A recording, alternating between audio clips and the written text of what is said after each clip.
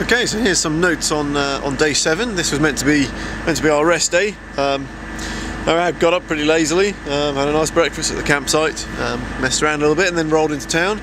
And we were looking for transport to get to the northwest fjords.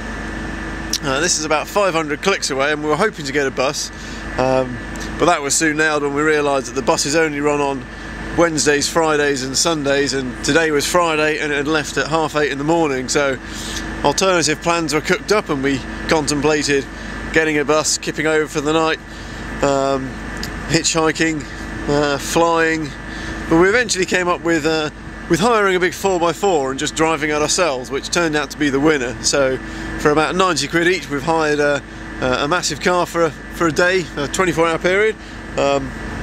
We loaded it up, everything just about squeezed in the back, and we're ready to set off. Now in the meantime, I'd taken my bike to a bike mechanic in town, trying to get my rear panniers fixed, trying to drill the bolts out.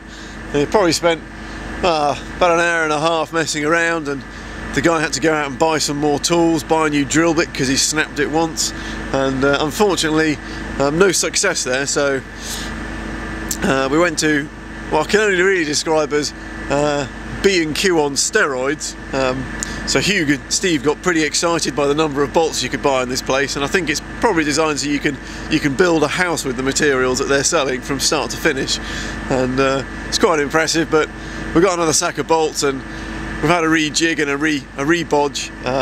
It looks a little bit better, a little bit sturdier, perhaps with a bit more time. Than we've done a slightly better job than we did last time. So we're going to have to run with that, and perhaps try and sort the frame out when we get back to Blighty. So the drive here was about 550 clicks. Steve was the man at the wheel, and yeah, did a grand job. Steady as she goes wins the race, I think is the phrase. A few little sections of sort of off-road dirt.